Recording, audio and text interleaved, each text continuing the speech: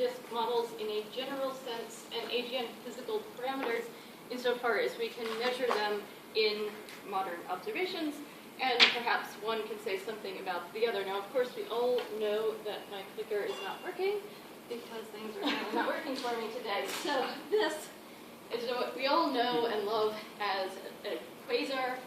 There's a black hole in the center of all that mess. There's a disk which is feeding the black hole. It is a very hot disk, and you know how hard it is to find an AGN cartoon where the hot regions of the disk are actually blue rather than somewhere in the yellow. So these disks are very hot. Sometimes there's a jet, sometimes there's not. I don't know about the comets.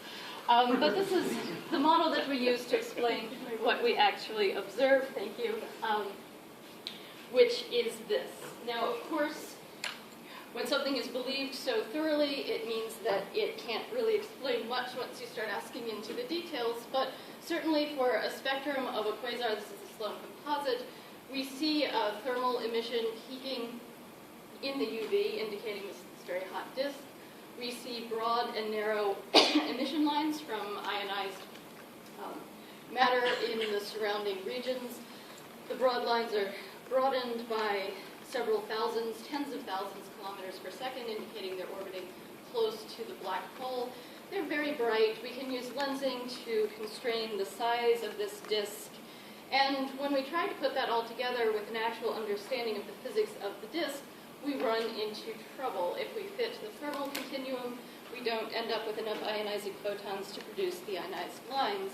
If we look at the disk size in optical and in X-ray through lensing measurements, we find, for example, the X-ray disk is too small to explain the soft X-ray excess, which has been explained away by a Compton corona because our thermal emission doesn't produce enough soft X-rays to explain it, and so on, and I'm sure you're all very familiar with this.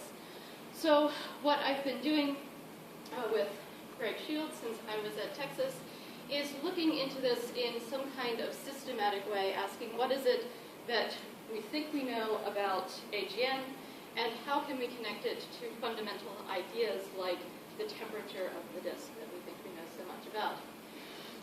So what sort of things can we measure? I will make the bold claim that we can measure black hole masses. This is a standard thing now, and if you don't believe it, the objection has been noted.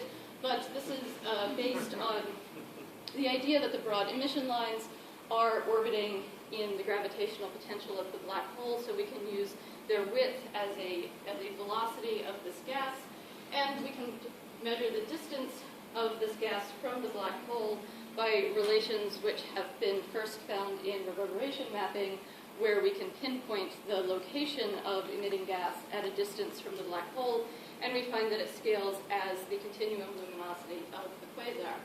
So this means that we can now measure a mass of a black hole in one of these AGN if we can measure a line width and if we can measure a continuum luminosity.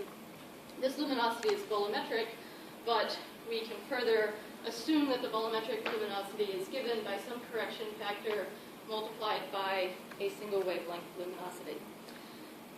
And of course, the question of what this volumetric correction is a field of study in itself. But this is a way which allows us to use something like the Sloan data set, where we have thousands of objects, to look at them in some systematic way to see if the black hole mass drives anything important about the disk, and see what we can say. What more can we surmise? So if we take the received wisdom that we have a thin disk accreting onto this black hole, we can calculate the temperature at the radius of maximum effective temperature, which was done in the early 70s by Novikov and Thorne, and that is given by the black hole mass and the luminosity, which are two things which we can measure. And from this, we can, in the second line, express this in terms of what we can directly measure from the spectra. And what we find is when you apply this to Sloan quasars, you get a large range of disk effective temperature.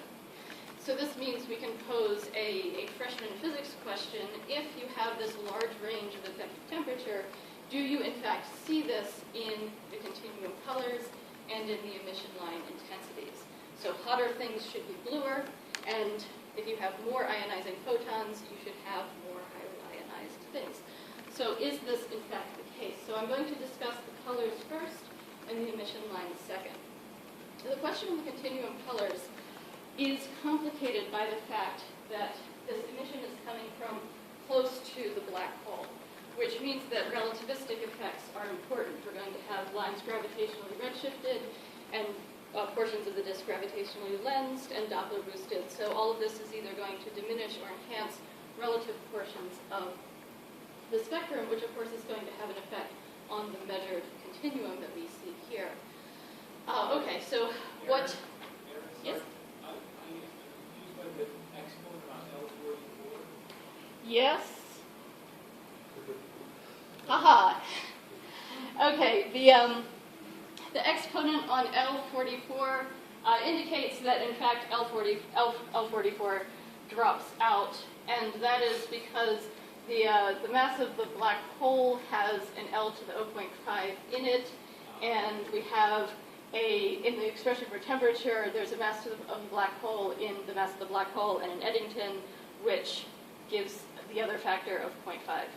So if you take the radius from the radius scaling from the reverberation mapping as being a number other than 0.5, so in the beginning it was thought to be closer to 0.6, and then some corrections were made and it seems to be inching closer to 0.5.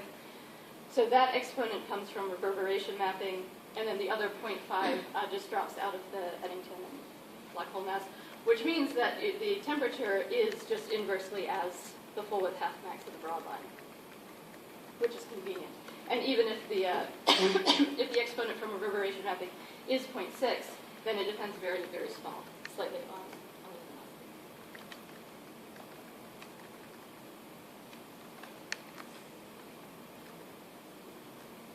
luminosity. Okay. So as I've been alluding to, we're using Sloan quasars because there are a lot of them. Since the measurements depend on broad lines, we choose those which have broad lines which can be measured. And we compare this to the spectra produced by Yvonne Huveny and Company's AGN spec code, which is a stellar atmosphere code for accretion disks, taking into account the different temperatures at different radii, you input your mass of your black hole, accretion rates, and disk inclinations, and it will spit out a spectrum involved with the relativistic effects. And so to make sure that relativity isn't going to ruin our freshman physics, here is the effect on inclination. Now, since these are broadline AGN, we expect them to have a relatively low inclination, which are the red dots. And so you see that you do, in fact, get a trend of bluer spectra as you go hotter. The black dots include all inclinations, and what you see there is that for very highly inclined disks, you get a contribution from the Doppler boosting of the portion of the disk moving towards us, which artificially makes the spectra appear bluer. So that could be an issue, but if we assume we're looking at relatively low inclination objects, we can ignore it. And similarly, I mentioned the volumetric correction. We take the single wavelength luminosity and multiply it by a number. First of all, it comes in quite a small amount.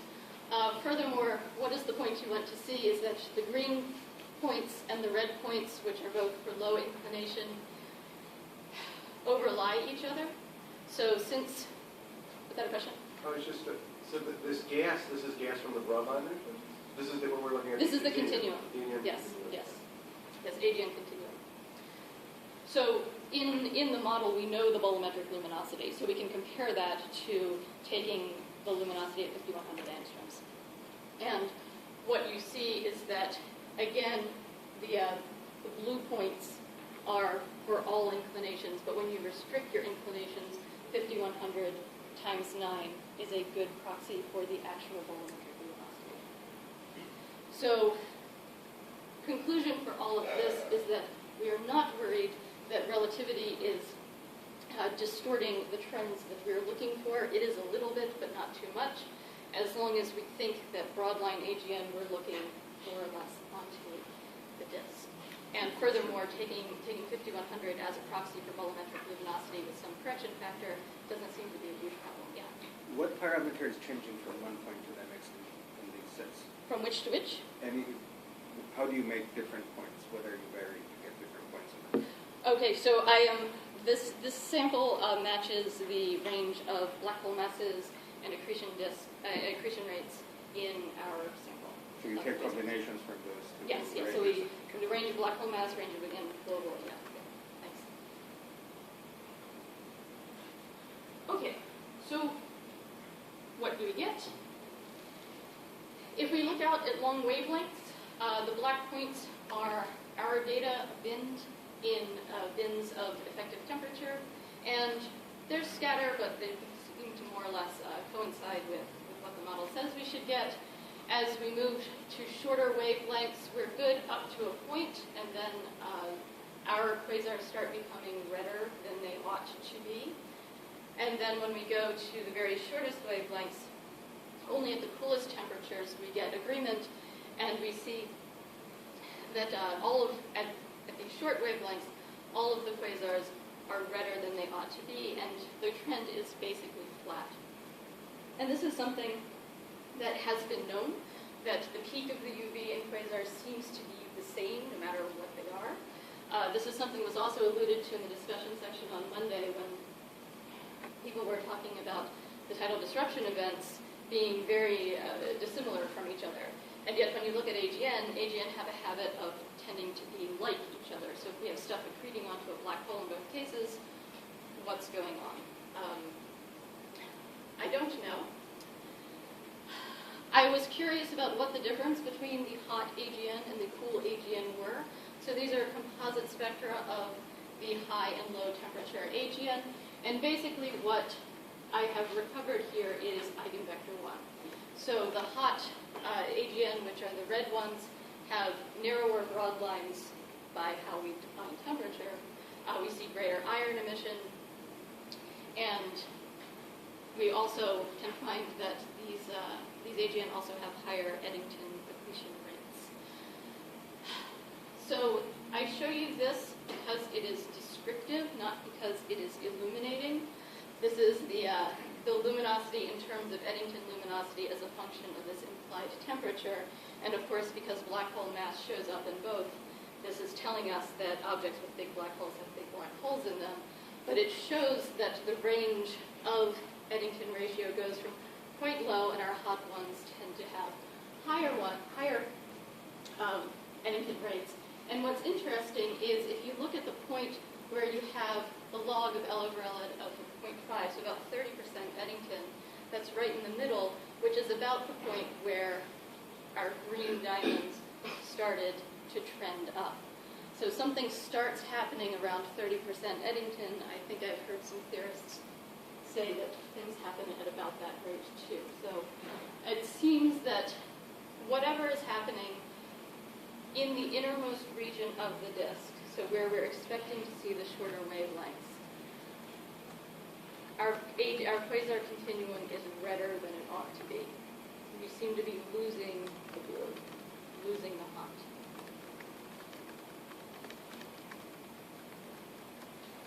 So that's interesting. I'll come back, I'll tie this all together in the end. The other thing that I went on to do is to look in detail at the various emission lines in the spectra.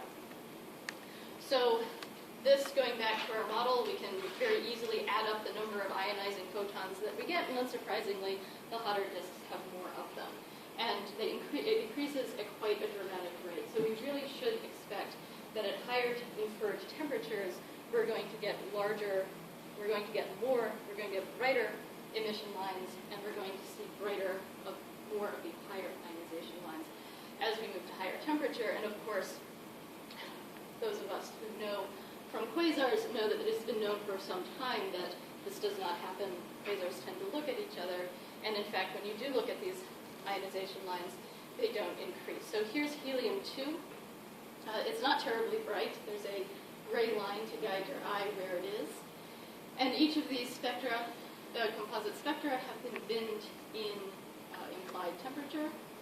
And you can see that as you increase temperature, the line stays at about the same amplitude. It's certainly not rising up as we would expect if in fact, as you increase your temperature, you're increasing more and more ionizing, you're emitting more and more ionizing photons.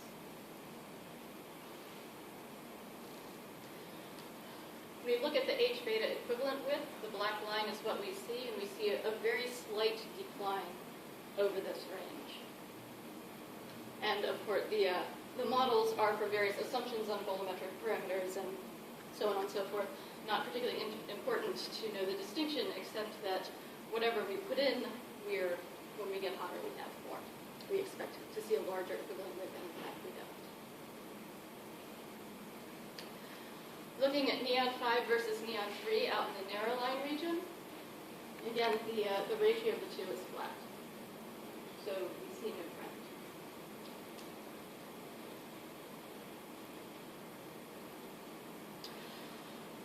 This is not from our Sloan sample, for the obvious reason that there's a soft X-ray. These are objects taken from a sample studied by Ari Laor with Rosat a while ago, taking the ratio of the soft X-ray to optical flux. And so, as we increase temperature, we expect to increase more and more to produce more and more soft X-rays. And again, AGN, they all look the same, and our models either underpredict or overpredict what we should see in terms of soft X-ray versus optical. So all of these things were suggesting to me that something was suppressing the inner disk. And so based off of the idea of slim disks or things like this, that as you increase your accretion rate past about 30% of Eddington, you start getting the inner disk puffing up. You start advecting, you have outflows, and I'm sorry I probably missed the talk this morning that explained everything about outflows. But I thought maybe I can rescue these observations with a little toy model where I assume that where the height of the disk based on Shapiro-Sunyaev, which I know can do better, but for the toy model, where the height is approximately of the same order as the radius, I assume that at this point the temperature will increase more slowly because we are losing radiation either to advection or to outflows, and that means that as you increase the accretion rate, whereas before we would have simply just increased the innermost temperature without bound, like so. At some point, I will level off and I will not allow the inner disk to increase its temperature beyond a certain point. So we will have a brighter disk, but we will be suppressing more and more of the inner region. Can we save the appearances here? The blue squares are the models from this modified version of the disk where I softened the inside. And we get them moving in the right direction, but not enough to really reproduce the colors. And one can truncate the inner disk entirely, which will get that U shape in the 4,000 to 2,200 angstrom, but you will completely move your UV colors. They will go away completely. So while this is suggesting some form of truncation, it is not entirely clear what form that takes. Similarly, can I reproduce the helium emission lines? That would be the open squares that are falling off after some increase, and this decreases the ionizing radiation too much. So I suspect this may be moving in the correct direction, but I'm just at this moment perceiving that when we look at ionization, when we look at line flux in a systematic way, based off of inferred temperatures from more or less well understood parameters, we do not see the trends that we would expect to. And one final thing that I looked at was neon 5 versus neon 3 in radio detected versus radio not detected sources. And you see the more or less flat trend on top and the back, but neon 5 really falls off with increasing inferred temperature in the radio sources. And this was somewhat tantalizing at the time we did it, this idea of jets being produced in objects with retrograde disks was coming out. I think that it's now not precisely backed up with full GRMHD simulations, but it does again suggest that when we have radio sources, we have more truncation of the disk or more suppression of the disk, which we heard in some detail from the previous talk. And so I think it's interesting that we see some correlation here between this idea that ejection events are associated with a lack of the inner disk. And in fact, when we look at objects which have radio sources, and that's all I say about them, they have they're radio detected, we lose the high ionization lines in the inner line region. So I present to you observations of quasars. We see that they become redder at higher incurred disk temperature above a certain accretion rate. And furthermore, when we look at the broad and narrow lines, these standard disk models vastly overpredict the intensity of the ionizing radiation for these lines. So the lines are seeing something different than what we are. It seems that suppressing the flux from the innermost, hottest part of the disk must be required. What form that takes is, of course, not clear, and many people are working on this. Another option, which has been invoked to explain the relative disk sizes as measured by microlensing, has been inhomogeneities in disk temperature, which is another option, of course, that rather than suppressing, we have flares and decreased areas of temperature. But I think the observations point towards some modifications along these lines, and I look forward to seeing what